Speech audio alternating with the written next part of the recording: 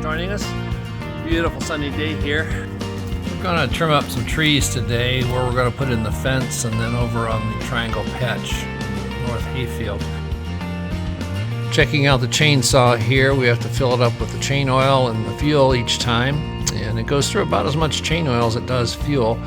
And then check the chain, make sure it's tight, put on our protective gear, our safety glasses and our helmet, and then we'll head down and start trimming trees.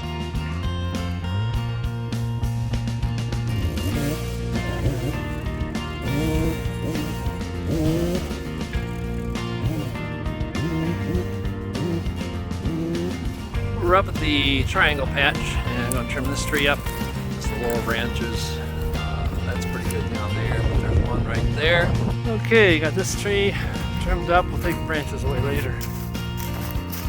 Got this one trimmed up, all those lower branches, and it'll be a good shade tree.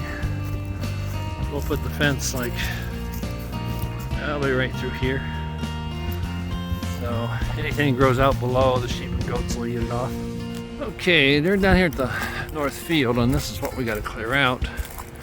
However, in looking at this, I think it's more than what I'm going to be able to accomplish. Well, I've got to take some of these trees out, these stumps and stuff. Clear a path back here. We're going to put in a 24-inch culvert. And we'll put the culvert right down here, and then cover the culvert with rock, and then level this out with dirt. Go straight on out that way. We want to make a crossing so that when they come down they can just walk across and not go in the water. So that'll be it for today. Got a lot done, and land has really dried out a lot this week, so I think you can get down here and do some more of the site prep. So have a great week, and we'll catch you the next time. If you haven't already, please subscribe and ring the notification bell, and you'll be notified of any new videos as they come out as we build the sheep farm. And if you would, please like it and leave a comment if you like. So we'll see you next time.